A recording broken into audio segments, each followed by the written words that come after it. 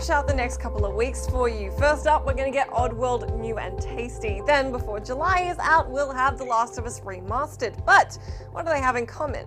Well, almost nothing. You've got the heartfelt human story of the apocalypse and the story about a creature called a Mudicon. However, they are both games that have been remade. Well, technically one's classified as a remake and the other is a remaster. While remakes are certainly not always spectacular or even popular, there are some exceptional ones like Sid Meier's Pirates, one of my all-time favorites, as well as the horrifying Fatal Frame 2 Wii Edition and Metal Gear Solid The Twin Snakes. Then there are the 4 games that actually made it into my video, so I'll move on to them. I'm not sure how much you guys remember about my rant over my deep-seated feelings for Age of Empires, but it can basically be summed up into the fact that I love that franchise.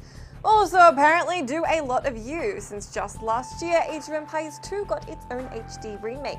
Upon its release, there was some contention over whether the unchanged textures, sound effects, and gameplay of the remake from the 1999 game were a good or a bad move. Personally, I have a huge fondness for the original, nostalgia-inducing voice clips and sounds when a building was completed or a villager was spawned. Trust me, you definitely know that one.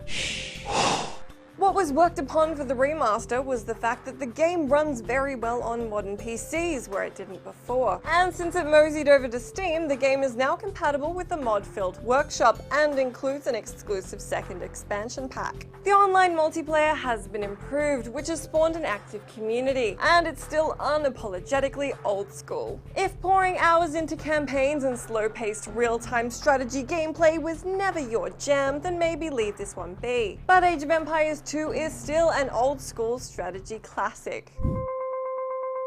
Next up is a game that also happens to top my list of very best games soundtracks.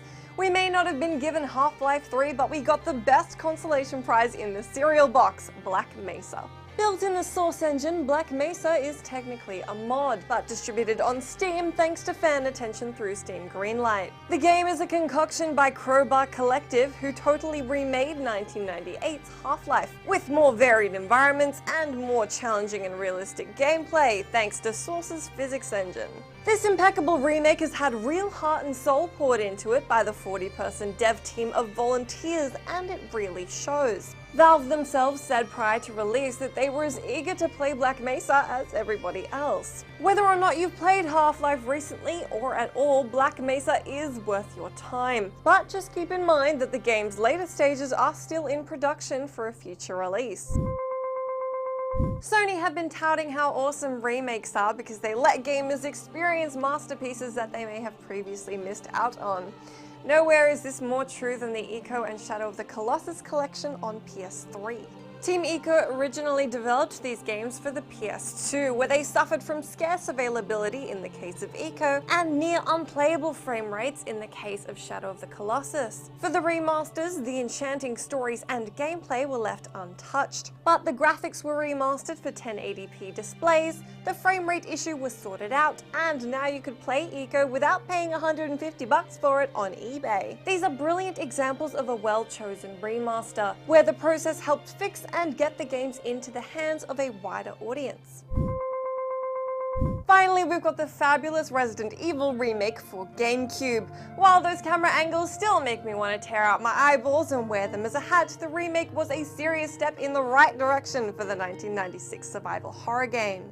No game on this list has an original quite as old as this one, having been developed for the original Sony PlayStation. Known unofficially as Resident Evil Remake, the game improved hugely on the graphics and sound, and updated the gameplay mechanics to incorporate advancements from the newer sequels. While this means we miss out on the campy live-action openings and memes like the infamous chill sandwich line, it's totally worth it for the additional areas, improved pacing, and completely redone graphics. As hilarious as the jerky movements and terrible voice acting of Chris No, Don't Go Redfield and Jill Master of Unlocking Valentine may have been, it's not worth your trouble to wrestle with the dated flaws of the original. The remake is prettier, more responsive, and importantly, it's also scarier. While the GameCube version is harder to find these days, Resident Evil Remake was also ported to the Wii, with a slightly different control system being the only difference. Be sure to let me know down in that comment box for comments what your favorite video game remake or remaster may be.